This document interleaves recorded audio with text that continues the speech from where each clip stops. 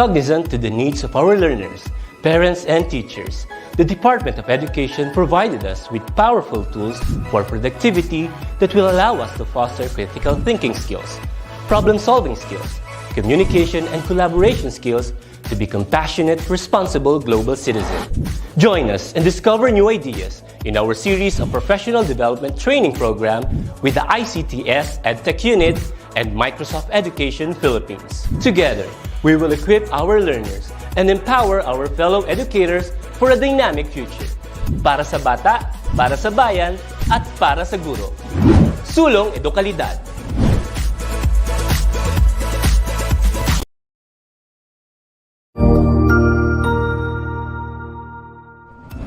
Magandang araw, Sir Wilbur po, at your service.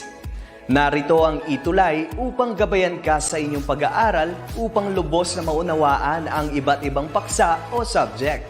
Ang ETUlay ay isang free online tutorial class na pinangungunahan ng ICTS Educational Technology Unit sa pamumuno ni Undersecretary Elaine Del P. Pascua.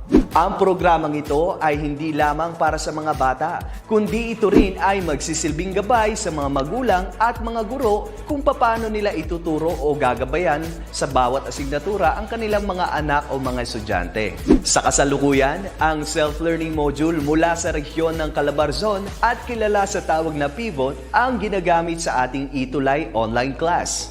Kaya ano pang hinihintay ninyo? Ihanda na ang inyong mga ballpen o lapis, papel o kwaderno at samahan kaming itulay ang pagkatuto para sa bawat batang Pilipino. Sama-sama tayong magtutulungan para malampasan ang mga hamon sa panahong ito. Halina't matuto kasama ang inyong online tutor sa oras na ito.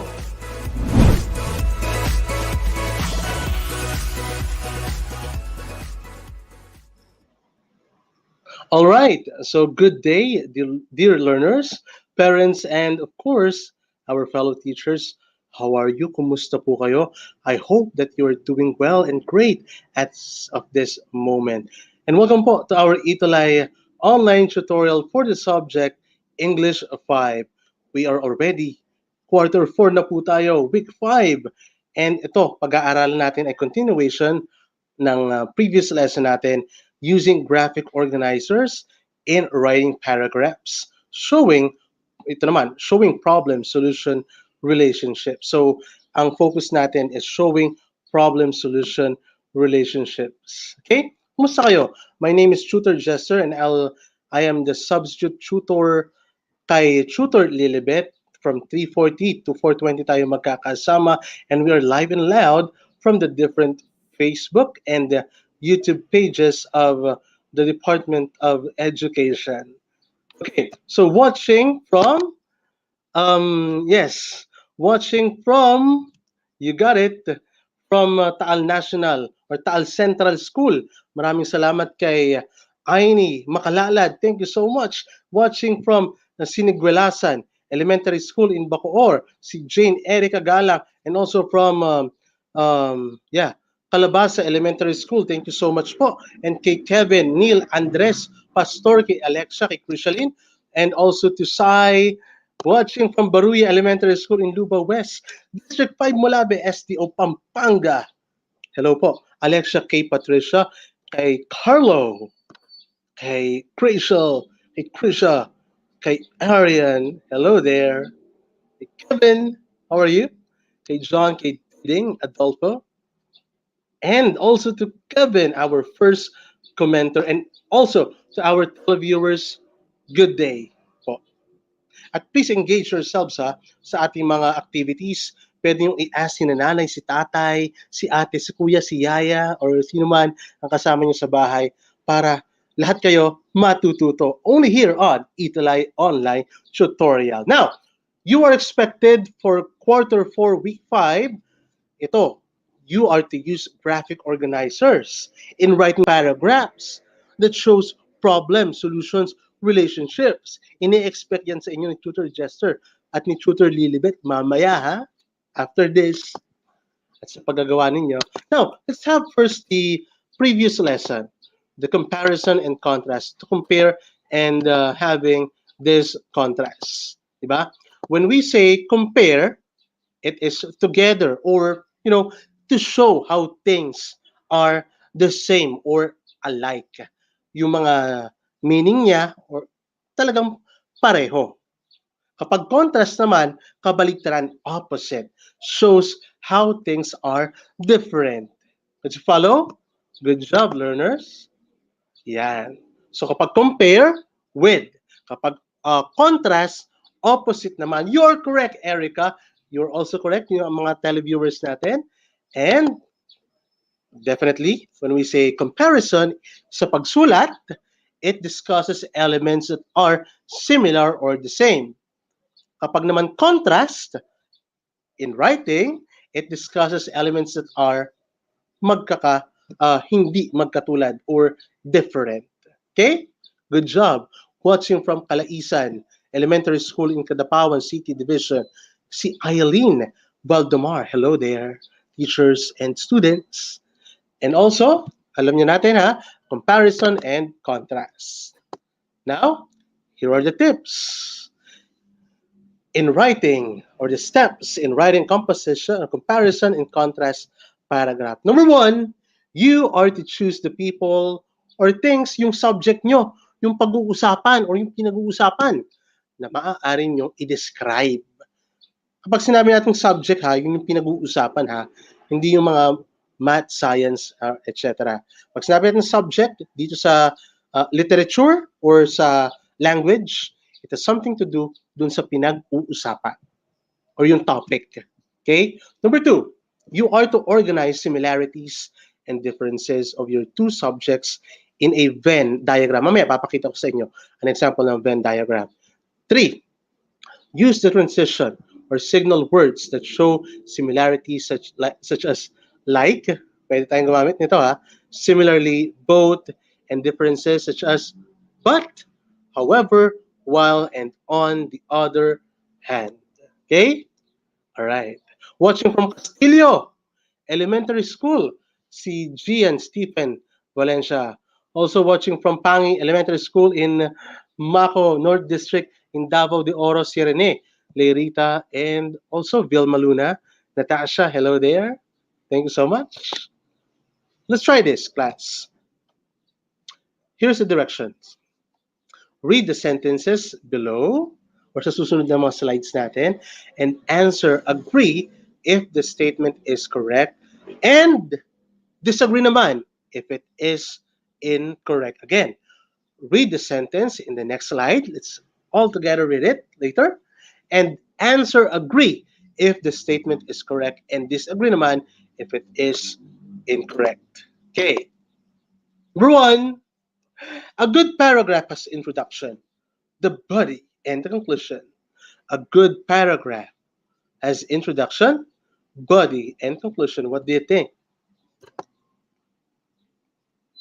Number two, compare, contrast, type is one which the similarities and differences of two subjects are presented and organized logically. What do you think? For number one, agree.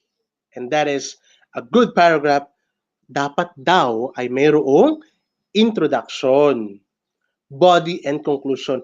Agree tayo dyan, di ba? So, when we write paragraph, we need to consider an introduction. Pwede namang ang introduction nyo, siguro pwedeng form of question. Nasa sa inyo yan. Siyempre, merong body or yung content, yung nilalaman. And also, it should have a conclusion. Yung mismong finale ng inyong naisip na sa subject nyo or sa paragraph ninyo, sa pinag-uusapan ninyo. Remember this, there should be an introduction, body, and conclusion. Huwag mawawala ang ganyang factors sa pagsulat ng paragraph. Number two, a compare-contrast type is one in which the similarities and differences of two subjects are presented and organized logically. Is it agree? For you, agree or disagree? Online and televiewers, according to Krishalin, it's agree. According to Rochelle, agree din. Kay Maya, agree din. Ang section daw niya ay faith. Tama ba? Ayan, si Jezreel, agree din. Kay Jane, agree din. And Sai and Jezreel and Vanessa, you guys agreed. Pero that is agree also. Good job, learners. For number 3, a cause and effect explains reasons and results of the phenomena or happenings, situations, and trends. Agree or disagree ba kayo dyan? Yung daw cause and effect, explaining or explains reason and results, may kinalaman daw sa reason at sa resulta or sa outcome ng isang pangyayari o sitwasyon. Do you agree or disagree? Agree din, syempre.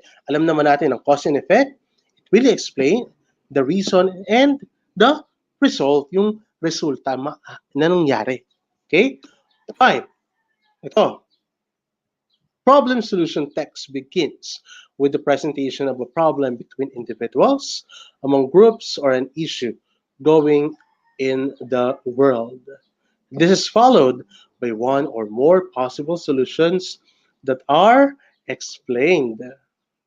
Again, problem solution text begins with the presentation of a problem between individuals and among groups or an issue going in the world. This is followed by one or more possible solutions that are explained. So ayon kay Natasha, agree, as well as the answer of Vanessa, si Maya, Rachel, Ek Anang, and Vanessa, and John, and Janice, hello, si Jean or Jean, Krishaline, ayan. Agree daw sila. Agree din, di ba? Good job, ha? Galing talaga ni Carlo, ni Jean, ha? Ni Alexia, ni Jezreel, ni Irish. Thank you. Okay, let's continue. Ayan, nabigyan na ni Tutor Jester that you must agree in number 5 that there are mechanics to follow or to observe when writing a paragraph, like indentation, margin, capitalization, and punctuation mark. Agree din tayo sa we can use the information found in an outline or graphic organizers in planning to write a paragraph composition. So balikan natin yung number 5. Di ba? Kapag daw nagsusulat tayo ng paragraph, alam natin that there must, hindi lang should kasi mas mataas yung must.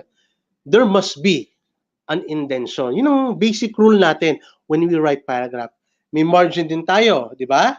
Na sinusunod. Do you still remember yung face-to-face classes tayo? Meron ding course, proper capitalization.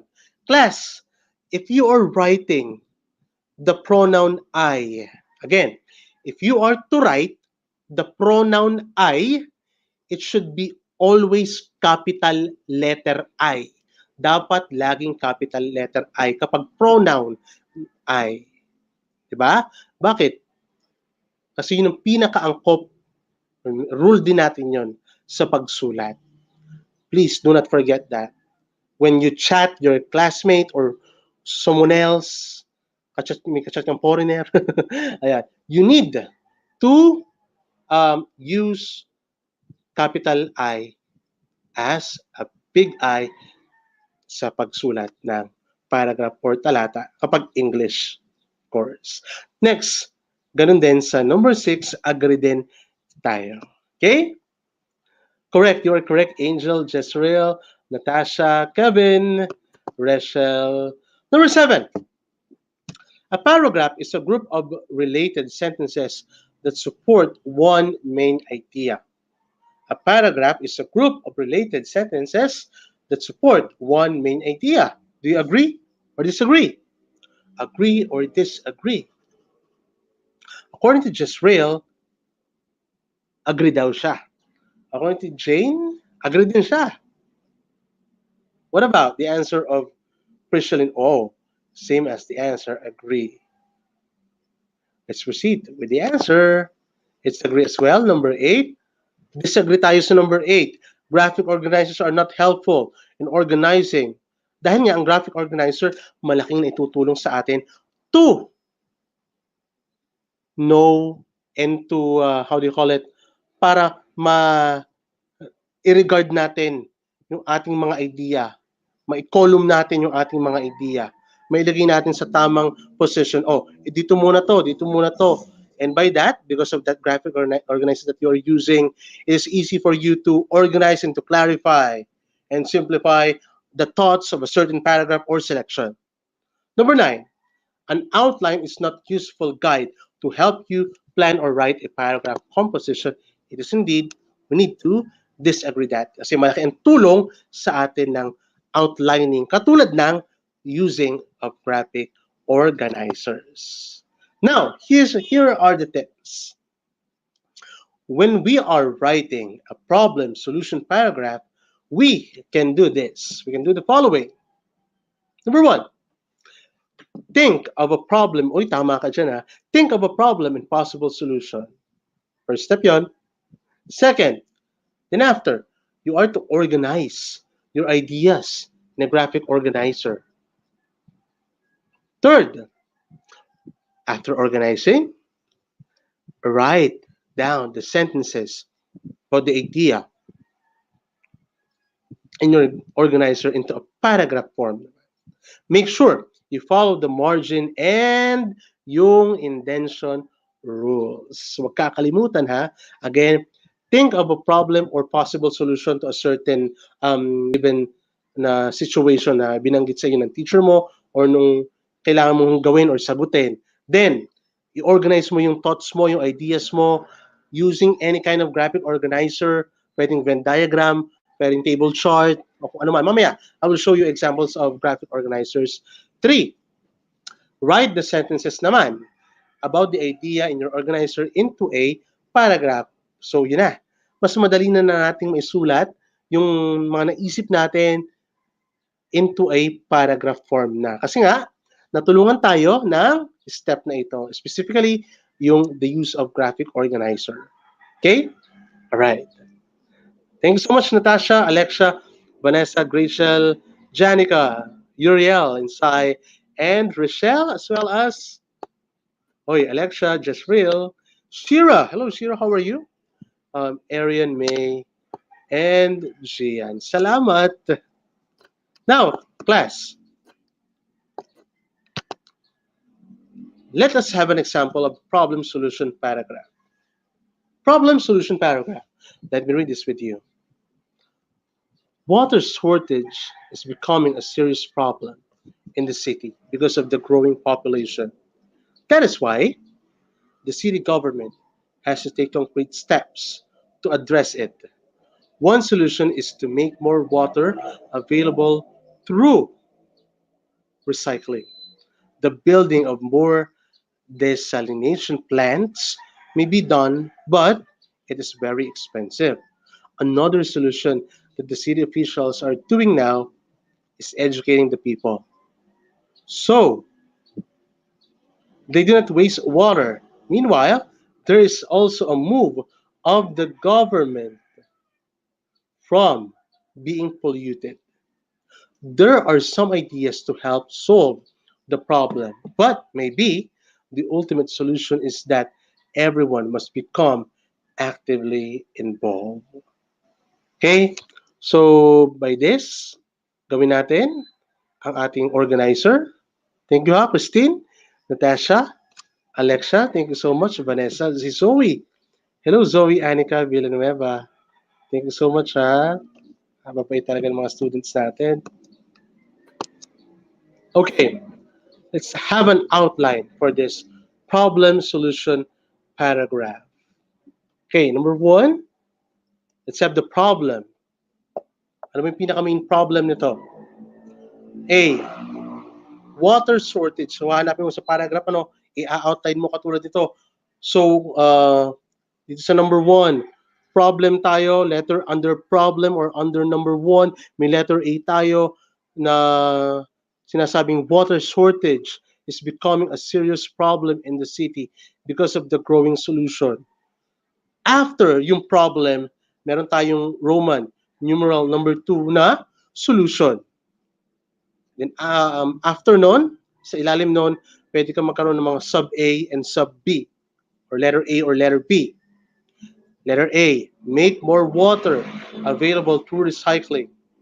Or letter B, City officials are now educating the people so they do not waste water. And kung meron tayong Roman numeral number 1 na problem and 2 na solution, dako tayo dun sa conclusion. That, letter A, everyone must become actively involved. Don't forget when outlining a problem solution paragraph, we need to consider Roman numeral number 1, problem, 2, solution, and 3, the conclusion. Could you follow?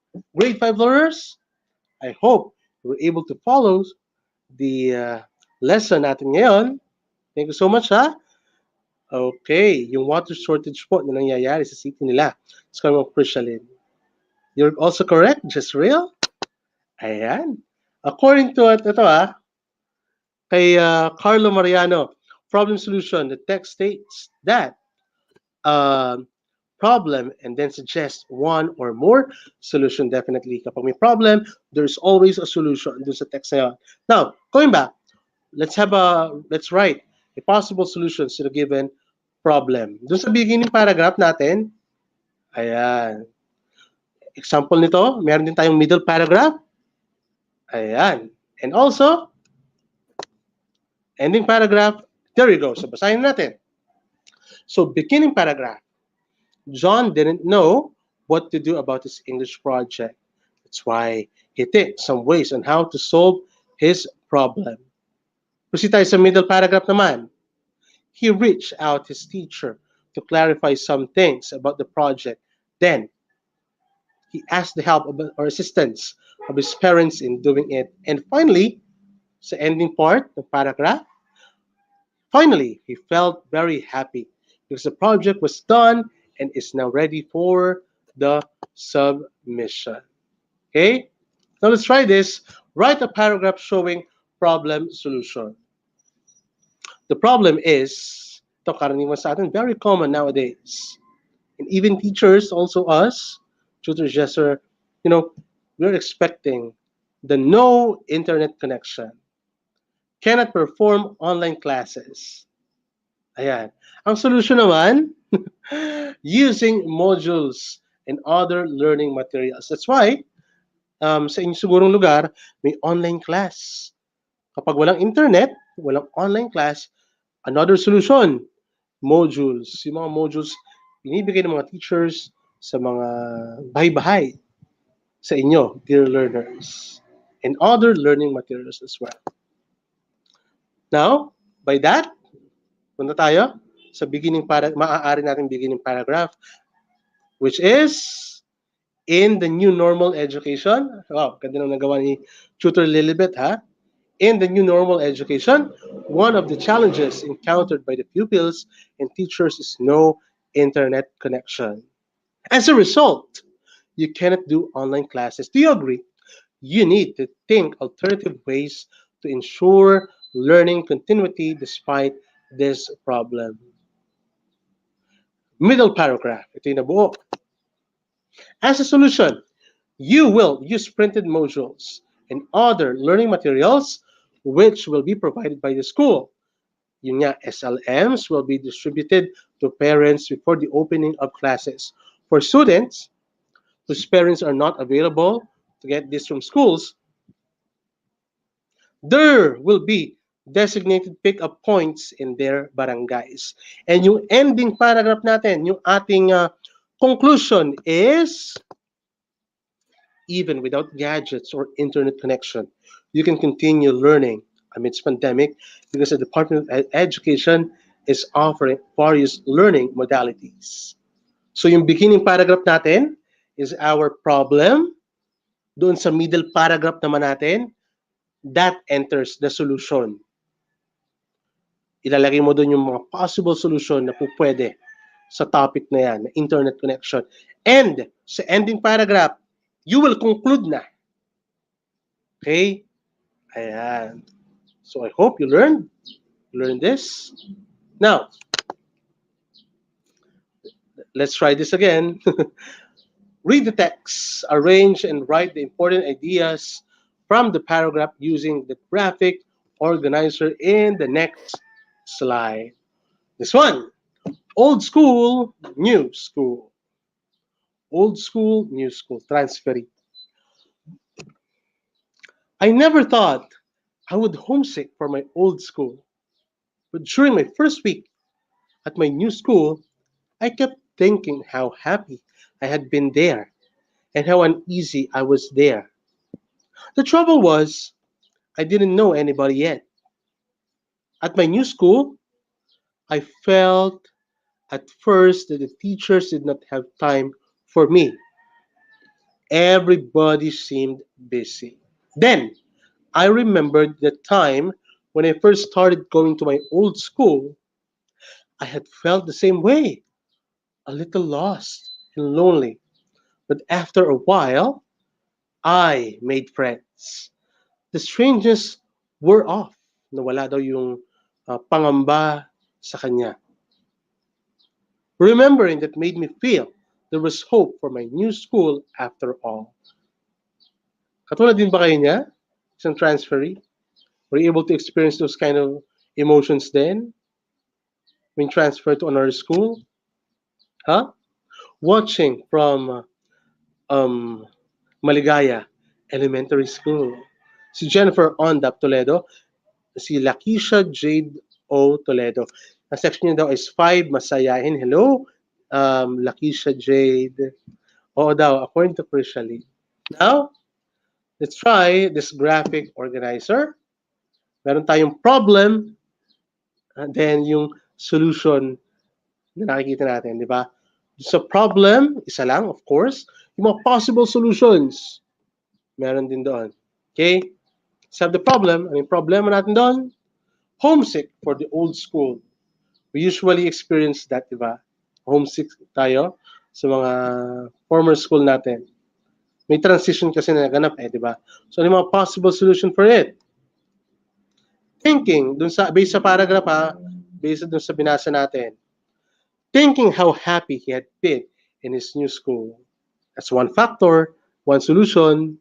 Next is, indeed, solution then is making new friends. Definitely, di ba?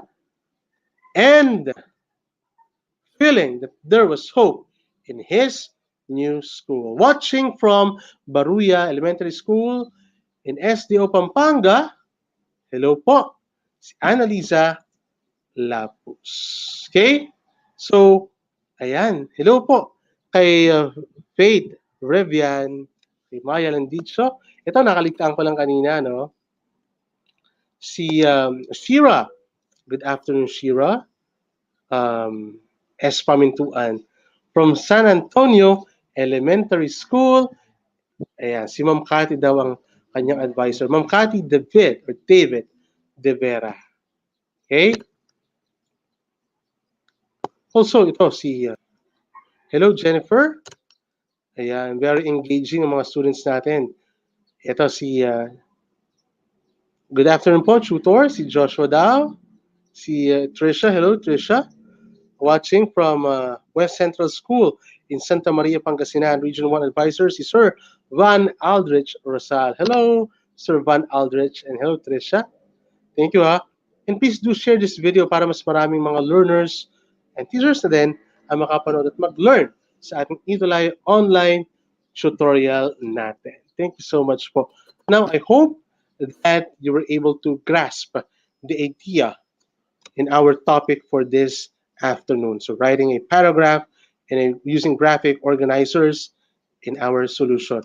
At meron din akong, ayan, according to Ms. Lilibet, i-follow nyo daw siya, Tutor Lilibet. Ito pa, so meron tayong tinatawag na iba't ibang mga graphic organizers na po pwede nating gamitin that we can use in formulating our paragraph. Meron tayong table chart wherein may column, di ba? I guess, for me, ito yung pinakamadali din na gamitin. Yung using table chart. One is table chart for me, and the other one is yung outlining. Okay? Madali din yung outlining. Yun yung pinaka-favorite ni Tutor Jester when I was still a learner or student like you. And also, nagmamasteral tayo, pag magmamasteral tayo or kapag meron tayong mga exam, o kung ano mang exam iyan, we need to consider this graphic organizers like the main idea web. Kung makikita natin dito sa arrow, kita niyo ba sa arrow na tinuturo ko? That's the main idea where parang sapot nanggagamba tuloy, nanggagamba. That's the main idea web. Sa gitna, yung problem, then the solutions or what. Ayan. Correct. Hello, Ma'am Bea, Tricia, and Domingo. That's coming from Jamie De Vera Bornolia. Ma'am Bea, Tricia, hello, kumusta kayo? I hope you're doing well, Ma'am Bea. Thank you po for patronizing our ETUlay online tutorials sa ating mga students. Ma'am Bea, Ma'am Bea. Hey, pwede din namang sequence chart. Pwede din namang Venn diagram. Mostly, ito din ginagamit natin, Venn diagram. And also, concept map. Sanay daw itong si Jane Erica sa outline. At saka yung isa pa, maganda rin yung semantic web na tinatawag natin. Jane Erica, thank you so much for always, ha? Ayan. And also to Grace Nell Aquino Gonzalez. Thank you so much. I really appreciate yung inyong mga gestures na yan with tutor gestures. So we have the table chart. Meron din tayong main idea web. We also have the sequence chart. Yun nga, according kay ano, pwede din daw gamitin ang Venn diagram at syempre ang concept map. Which of the following kaya ang inyong usual na ginagamit when it comes to, hindi lang sa problem solve, a solution na paragraph na ganito, sa pag-aaral? Alin kaya dyan ang pinaka-favorite ninyo na nadadalian kayo? Sige nga, online. According to Carlo, masanay po ako sa Venn diagram. Wow! From, according to Mark Yuan Landicho, sanay po ako sa main idea web. Wow, talaga ha? Very nice ha? Landicho ha? Ayon naman kay Crucialin, sanay daw siya sa T-chart, sa table chart. Pareho tayo. According to Kevin, main idea web. Outline po, lalo na kapag may reporting kami dati. According to Jane Erica Galang, nakakamiss talaga, It's been a year na tayo, it's been a one school year na tayo ay nagiging ganito. We hope magbalik na sa lahat. At syempre, magbabalik sa lahat, tuloy-tuloy pa rin ang ating ETUlay online tutorial. Si Natasha, sanay daw siya sa lahat. Wow, very good Natasha. Arcangel. Talagang very bright student ito. Hoy, according to Patty Osmeña, sanay daw siya sa sa concept map. Wow. According naman kay Janica, also sa concept map din, as well as Alexia K. Patricia. Table chart naman daw ang kanya. Very nice talaga. Wow. Pagbabalangkas po. Pag sinabi ng pagbabalangkas, outlining, just real. Si Natasha, Archangel. Pagbabalangkas po kapag nag-feature writing, wow, nasasali ka siguro sa mga division, sa district na activities ninyo dyan. According to Just Real, Venn diagram.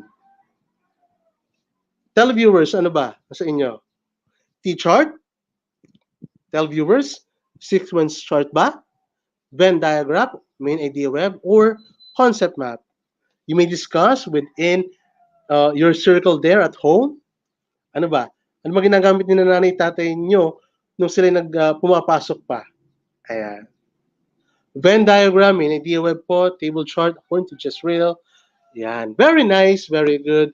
And learners, I hope that you have learned that the outline for a problem solution paragraph, meron tayong problem, solution, at conclusion.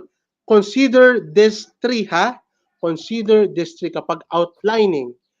Problem, solution, and the conclusion. And this ends our online tutorial for this afternoon under the subject Grade 5. This has been Tutor Jester saying that education is the real key to succeed. Para maging successful tayo, always learn new things. This has been Tutor Jester saying thank you and goodbye.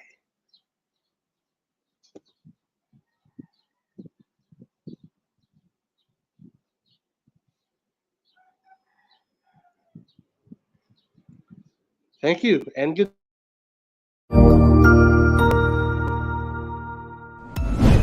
Sigurado ako na marami ka na namang natutuhan sa ating ETUlay tutorial session ngayong araw. Tandaan, ito ay hindi lamang para sa ating mga mag-aaral, kundi pati rin sa ating mga minamahal na guro at mga magulang na kaagapay natin para maituloy ang pagkatuto sa kabila ng nararanasang pandemya. Patuloy ding sumubaybay sa DepEd TV para sa mga araling ginawang video episodes. Mapapanood ito mula Lunes hanggang Sabado, alas 7 ng umaga hanggang alas 7 ng gabi sa inyong mga telebisyon. Abangan bukas mula 1:00 ng tanghali ang iba pang aralin sa ating ETUlay free online tutorial session sa Filipino. I-like and subscribe at manatiling nakasubaybay sa ating ETUlay tutorial session sa DepEd Edtech Unit FB page at Educational Technology Unit channel sa YouTube at sa DepEd Tayo at DepEd Philippines social media accounts. Paalam!